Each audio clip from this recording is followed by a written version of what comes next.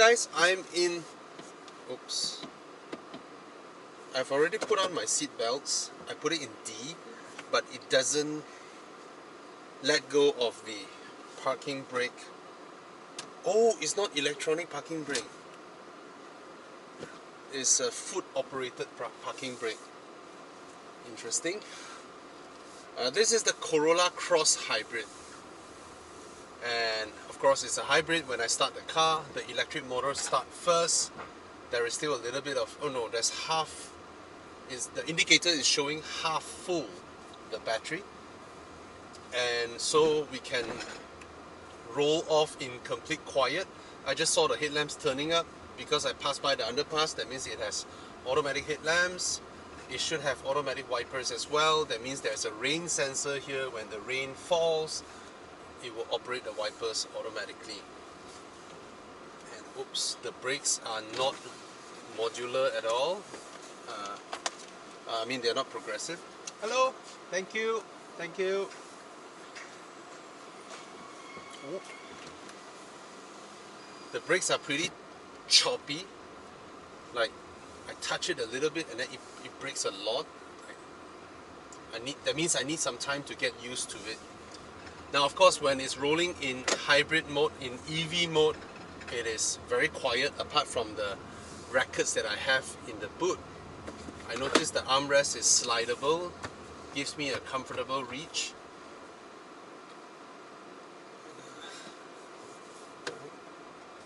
Let's go.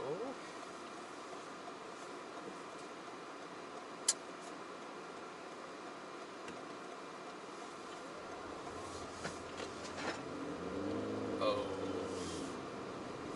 Okay, even though it has batteries and EV motor, because of the fact that we're used to plug-in hybrid cars with the powerful electric motors, and recently we tested quite a few EVs with powerful electric motors. Just now I was trying to like press on the throttle, and there isn't the kind of EV push that I expected it. You know, electric vehicles should have that torque. And then when that wasn't enough, it fires up the engine. I don't feel any vibration at all because these are very well incorporated in between the engine and the transmission, right?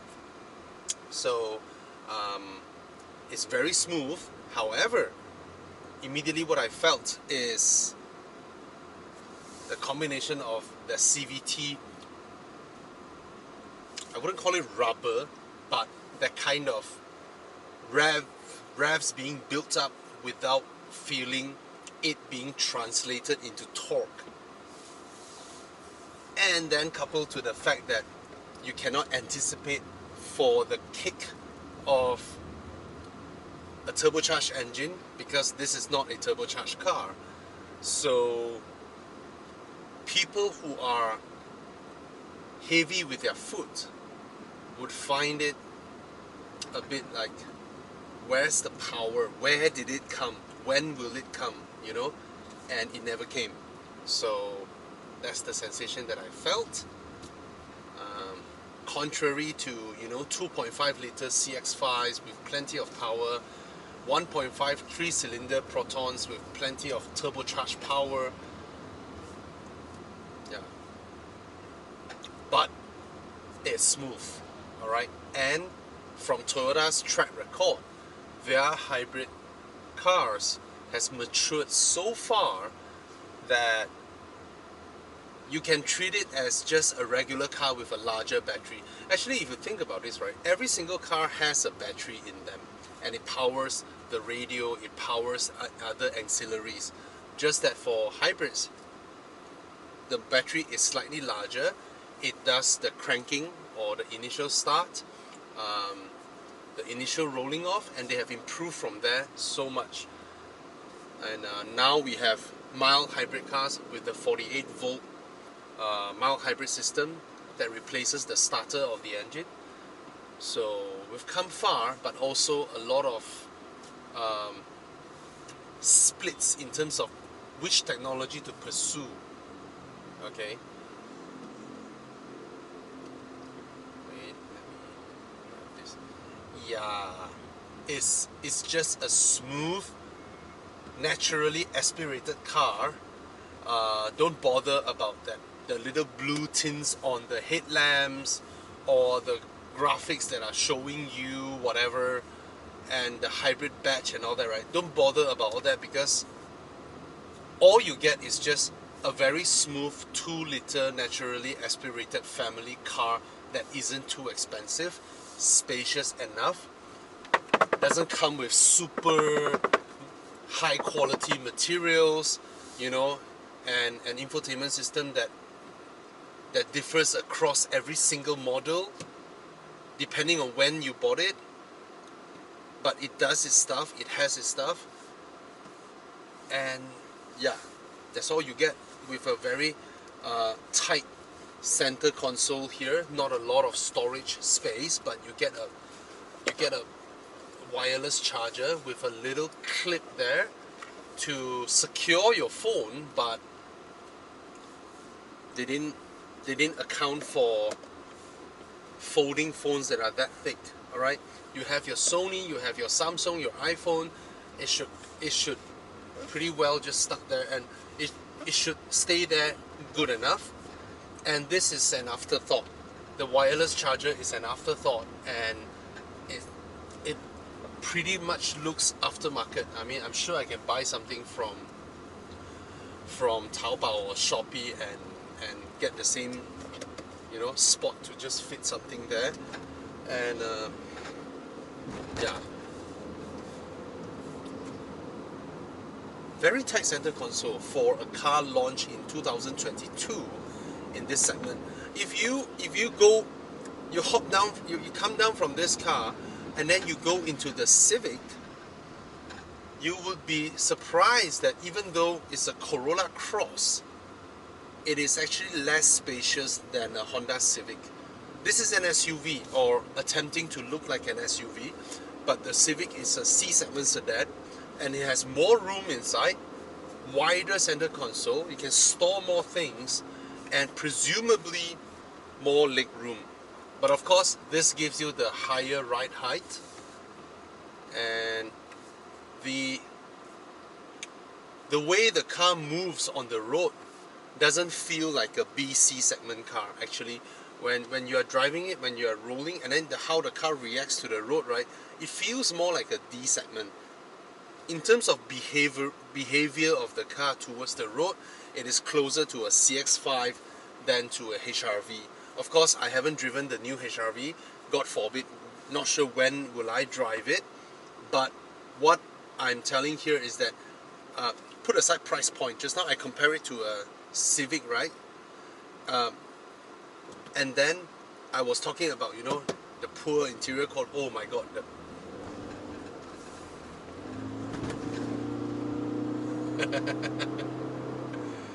I was expecting more push, and then nothing, and then I have to literally floor the throttle to get reasonable acceleration there just now.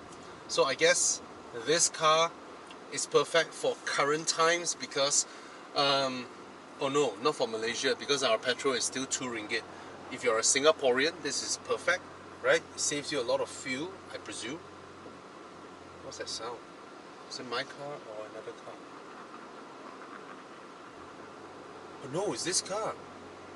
So the engine is actively running to charge the battery. I can see it here.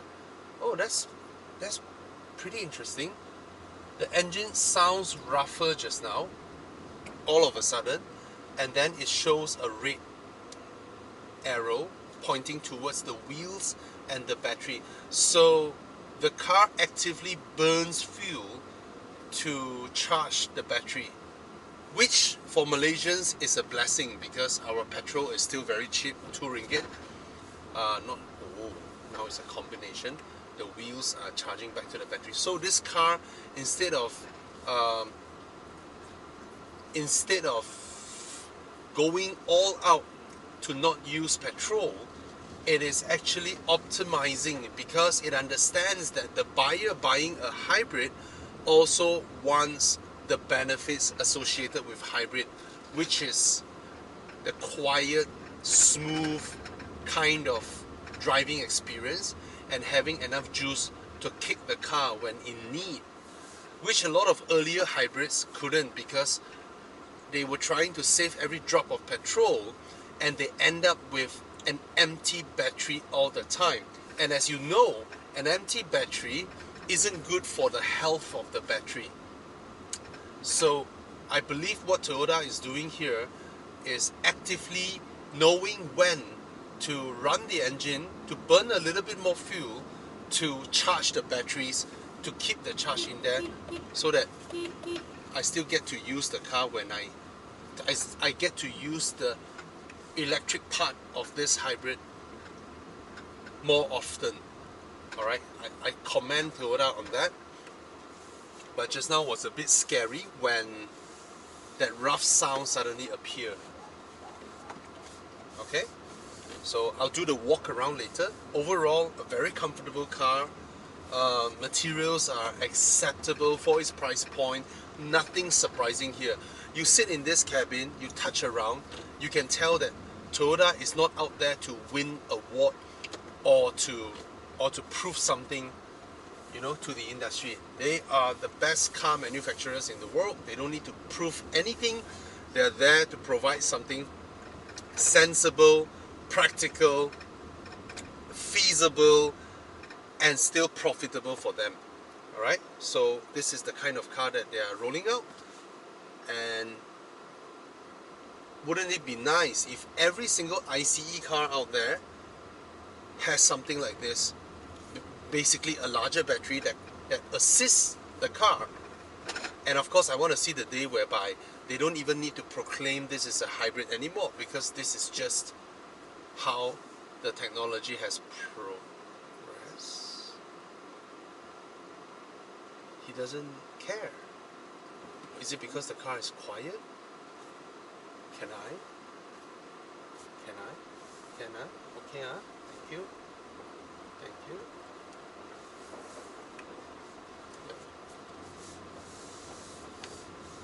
Yeah, now I can tell when the car is trying to charge its batteries.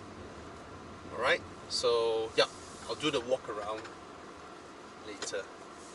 Cheers! Okay guys, this is the Corolla Cross Hybrid. Very large grille, and you can see most of it is actually covered up. The only parts that it needs to be open is just here and here. So what about down here? Yes, there's a heat exchanger there, and of course the reason they made it so huge is for styling purposes, and then the reason they covered it up because actually it improves aerodynamics. Okay, but of course it would be even better if they straight up designed the grille to be that small, if that's all they need. Okay, and flat 2D logos. Probably you need to place all the sensors behind now, right? Can't they use a better material than this plastic that sort of scratches up pretty quickly, right? Then you have the little blue tinge behind, and then you have this blue, you know, it's not the reflector of the headlamps anymore. These are just for decorative purposes. Alright, and of course there are no side intakes because no cars need it. And of course it looks rugged, but this is just, you know, this is just a very thin piece of plastic, not whatever rubber cladding that used to be rugged, you know. This is just pretending to look rugged, pretending to look like, you know, but it's actually a piece of very thin plastic. You kick it, it will break. Alright, it's not some rubberized material. Let's see this. Yeah, this is proper flexible stuff that is rugged. This is not. This is just a thin piece of plastic. Of course now they have all this material, and don't be surprised if you have a little dent, it may just pop back out now. Okay, so yeah, the car looks large from the outside, even from pictures, it looks like almost like a proper big C segment SUV, but actually it's pretty tight inside. But the boot is huge. You get a powered boot. Let's go inside. The boot is pretty large. There's a tonneau cover over here, and nothing much, no surprises. This material is very rugged and waterproof as well. Just a cutout for you to put your hands to access. No handles or anything. Then you have the tools here, and then a spare tire. Something uncommon these days, but it's better to have none, right? Now the tonneau cover. I think it's not the first time I mentioned this. Come on. Not even a cutout for... I mean, see, the thing is this. It still works, right? You can still just grab it and it still do the job. But really, maybe extra costs. Maybe it costs another 15 cents. Probably. Let's go inside and have a look. Quite a lot of mosquitoes here. Okay, let me start the car. Do you think the car is handsome? Let me know. Okay. That was my driving position just now. I'm at the back of the car. As you can see, I can't slot my feet between the base of the rear seats to the starting of the rail in front. I couldn't. Alright, but I am size 11.5. My feet is size 11.5. If you're a size 9 or whatnot, should be fine. Okay. There's a little hump over here, but it's not too high. And as you can see, my suspicion was confirmed. This is a much tighter car than even a Honda Civic. Okay. And you look at the aircon vents. I mean, yeah, but this is the distance. Okay. And it employs sort of like a bench seat. Like I mentioned, kids will appreciate that. They like bench seating. It's more comfortable for the middle passenger. It also gives the sensation of more room when you sit 3-person abreast behind, even though it doesn't provide a lot of support. Okay, and this bottom cushion isn't too long, because if it's longer, which is more comfortable for adults, look at that, right? But it also gives the impression of lesser room, and it's actually not as comfortable for kids. This is perfect. And I like the part where this part actually sort of, you know, just like rolls off here, so for kids it's comfortable. Okay, very simple. Just a hole for cups and pretty much nothing else. The same sort of, these are definitely synthetic leathers, but they're closer in feel to PVC than leather actually. Okay, it's also the zipper type where the whole thing just wraps on. Again, the same type of at least not as many things going on here to make it look messy as the Camry, but I can tell they come from the same supplier. Okay, that's how the armrest glides to the front, and well, they choose to just like have a rail over here, and then is it even safe for kids? All right, not bad. There's no room to have anyone having their fingers slot in, as this just suddenly slides to the back. So I hope that's the case. Yeah, at least all right, safe enough. Very rare we see a dedicated bottle cup holder on the armrest of the rear seats. Usually they just mold it together with the door bin, but as you can see, there are no door bins behind here. Just a place for speaker, and absolutely I'm amazed. It's like, I mean, there are two USB-C ports here. I mean, if this is meant for kids at the back, you know, with their little stuffs going on, I mean, I'm sure you can put a phone here, even though it's not exceptionally deep. It only reached like here. All right, it reached about here. It's not super deep, but you still can slot your phone here. You can put a drink over here or a bottle over here, but you know, if you're sitting behind, come on, there's a pocket there. I was about to cover for Toyota and say that probably your headphones, your iPads, you can slot it in the non-existent pocket at the back here. Why? How much can this cost? 70 cents? Maybe less than that? Why they omit it? Anyway, I like the headliner that is in black. Yeah, at least it's not beige. But of course I would appreciate it more if there's, you know, like a sunroof or a panoramic roof and all that, but I'm asking too much when pockets is a luxury item here. Okay, this is adjustable. Lights are available here, and just one in the middle so that you don't need two by the side. That will cost more money. No need to cut a hole in the middle of the tonneau cover to ease grabbing, because when you cut a hole you need to mold a plastic cap to fit the hole, and that will cost more money.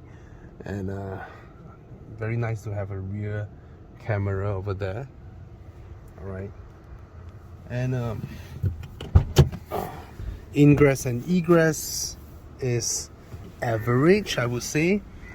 The doors could have opened a little bit wider, you know, it could have had, but for kids up and down it's alright, but it's not the largest opening that Toyota could have done. Of course, they need to raise the car up to appear like an SUV. If not, people won't buy these cars these days. Why? Because the higher seating position sells cars. Okay, I love this handle over here, and the material behind is not soft touch, but it's a very high quality plastic, and that is pleasant to touch. Okay, the front here is straight up, like they don't care. Hard plastics here, no, don't care, right? And there's a pretend metallic line here, which is paint, but we know Toyota, they will last. Okay, this one as well is painted, but they will last. Feels good. No, you know, molding lines that is sharp and all that. Which, see, the thing is this, let me tell you this, Toyota can do whatever they want if they want. Okay, it's not a matter of capability, because they are the greatest car maker in the world. Here we have adjusters, and then the little button here for the boot. Illuminated so that you can see them at night. Illuminated so that you can see them at night. Illuminated, and don't care, because it will cost money. Anyway, full LCD speedo. No, just the middle, but the I like the illumination of the analog dials on left and right. Actually illuminates really well together with the center screen, so pretty nice, not bad, you know. I'm pressing the mode, nothing. What about here? Okay, I get to, really, is that just a status? It's impossible that I can use my steering controls. Okay, I can use on off to turn on and off. What about this? Hold it. Wow. Okay, I mean, I commend that, because with just a little OK and directional button, I am able to, while driving the car, you know, change the steering assist, whether on or off, lane center on or off, and change the sensitivity. Okay, it may look complicated at first, but this is a blessing to be able to immediately access these things that has something to do with driving while you're driving, and using a simple control to toggle on and off. I commend that, even though the graphics are crap. But you know, Japanese, they're never good with the UI UX, because Japanese people never complain about UI UX. But this is pretty impressive. All right, this is just a status, and there's a drive info. All right, what do I get? This, and then press right, and again press right. Messages. Oh, eco zone. See how I drive, you know. And then this one is showing what the car can read in front, especially when you're driving on the highway. You are actually on cruise control or adaptive cruise control. Okay, so this one definitely has adaptive cruise control, because you can detect the cars in front, you have lane keep assist, and then you have cruise control. So all these together, it would give a simulated sort of driver assisted cruise control that is very, very good when trust me, I mean, cars with this feature, right, especially when you're driving on a highway, high speed, it gives you another sense of assurance that someone is there assisting you. Okay, over here you can change like the EV modes and the drive modes.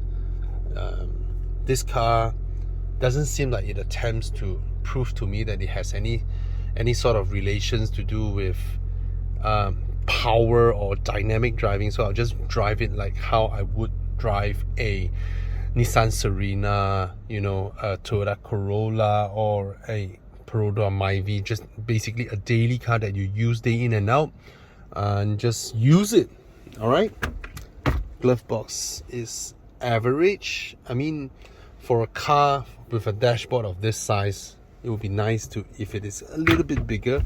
The door bins in front are perfect, you know. This is the perfect molding, like I always say, you know, slanted, so that your bottles can be placed slanted. However, they put a separator in there, and it's straight, so your bottles have to be placed straight. But I believe there is enough room for a large bottle. Okay, door handles are nice, you know, both left and right. Seats are pretty alright, nothing special. Yeah, nothing special. Sits fine. What I'm disappointed is just here, you know, it doesn't look like Toyota spent more than 10 minutes designing this place.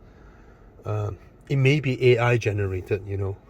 It's like, oh, okay, this is the purpose. All right, you know, the AI can design it, you know, with no artistic input. Anyway, no complaints they see.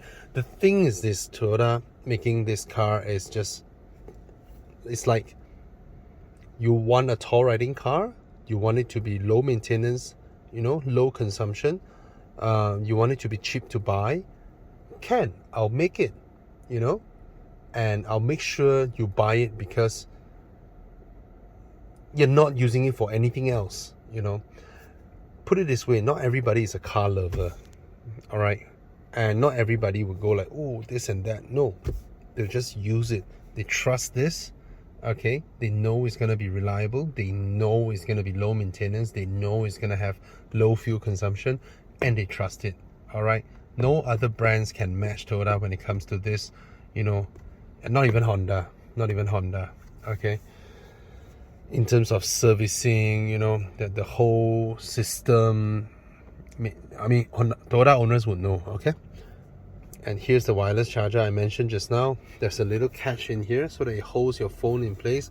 Nice, but if you have a thicker phone, like a folding phone, it wouldn't do the job. Okay, so only for those chocolate bar type slim phones. You can slot it in and get wireless charging. I don't feel any cold air inside. As you know, wireless charging generates heat, and it would be nice to route some aircon air down here, you know, or a little thing that you can open and close like we used to have in glove box back then. It's just a very simple thing, and the aircon hoses are here. It's not hard to have a little small tube that connects here to blow on this, but it wasn't designed that way because you can see this is added later on by some suppliers proposing to Toyota, and then they approve and then they stuck it on. Okay, it's definitely an afterthought. You could have done this with some accessories from Taobao or Shopee. Okay, but nonetheless, you get wireless charging. Okay, here nothing special, just 2 cup holders. Like I mentioned just now, you can see how small the center console is compared to, let's say, a Civic or a Mazda 3. Okay, you only get this kind of width in like CT, Vios, Yaris, that type of segment. Okay, here nothing special, you know, just a glove box. All right, very sturdy hinge. It's not gonna break in 40 years time. You get a 12-volt socket. Not spacious at all. Yeah, that's all. Do I get power seats? Yes, I get power seats. Does she get power seats? No, even though she approves the car purchase. All right. Pretty nice, pretty all right, nothing special. Okay, no sunglass holder, nothing. At least it's a higher quality visor with, you know, and a large rear view mirror, and then with dash cam integrated. Start stop button is here. Aircon controls, very Japanese UI, very simple and easy to understand, easy to use. All right, and Maserati MC20 tail lamps, especially like that. Yeah. All right, and tons of headroom. Yeah. So what is my verdict on this car? It's a very modest and practical car that Toyota made, but you won't wow anybody. You're certainly not gonna have sex in this car. No, this car won't result in you having an... Okay, I'll take back that whole line. Okay, whoa, look, very large side mirrors. You know, when you fetch a girl and then she got up your car and said, "How's my new car?" You ask the girl next to you, right? You bring her on a date and she's like, "Wow, the side mirrors are huge." Yeah, that kind of car. All right, but it's comfortable. That's its job. You send her home.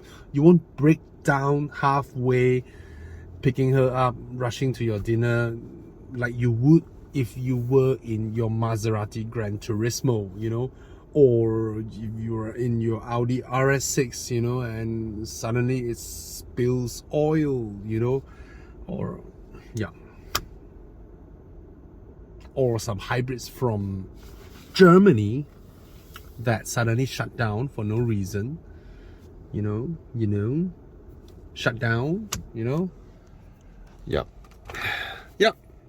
All right, that's my review of the Toyota Corolla Cross Hybrid.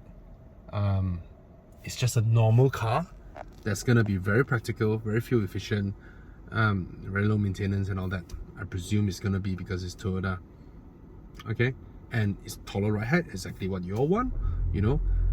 I think, right, the no-nonsense approach of this car, right, also means that Toyota should really rebadge this as a Perodua, and then get some local designers to design some stuffs outside and then claim that we designed this car and make the whole nation proud, and then everybody buys one, and then it will become a legit challenger to the X70, blah blah blah blah, so on and so forth. All right, so Toyota should do it because This is a no-nonsense car. Same strategy that Corolla applied to such immense effective in Malaysia. All right, Beza, Arus, Myvi, and all this. It's just, you know, they're not there to win awards. You know, it's no nonsense. It does its job.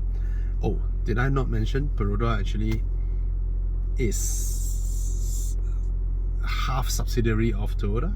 All right, so Toyota is actually the market leader in Malaysia.